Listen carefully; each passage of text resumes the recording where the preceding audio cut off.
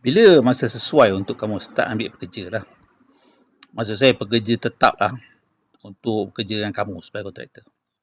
Bukan pekerja kontrak di tapak kan. Pekerja tetap. Okey, ini semua bergantung kepada modal yang kamu ada. Kalau kamu ada modal hari ini untuk menggajikan seorang pekerja, sebab sekarang gaji pekerja minimum pun bayar 1,700.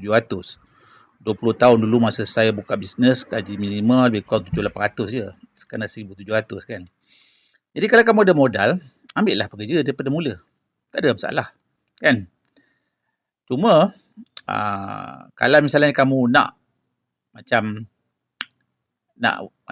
kurangkan modal, nak kurangkan perbelanjaan kamu, biasanya macam saya dulu, mula-mula saya gunakan isteri saya lah untuk tolong saya di pejabat. Kan? Sebab kenapa ada seorang untuk bantu kita? Sebab bila kita jadi kontraktor ni, kerja kita bukan hanya di tapak. Kalau kita belum ada projek di tapak, kita kena cari projek. Kan, tak kira lah kamu nak cari projek swasta ke, kamu nak cari projek dekat kerajaan ke, nak masuk tender ke, kamu kena buat marketing.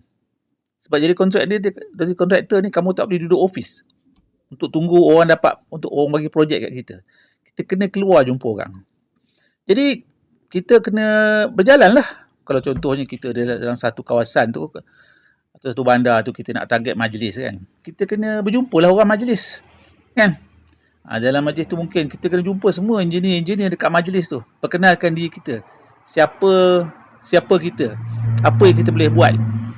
Jadi, kalau tak ada orang dekat office untuk jawab telefon, macam mana? Dia akan nampak macam kita ni macam kontraktor yang tak ada apa.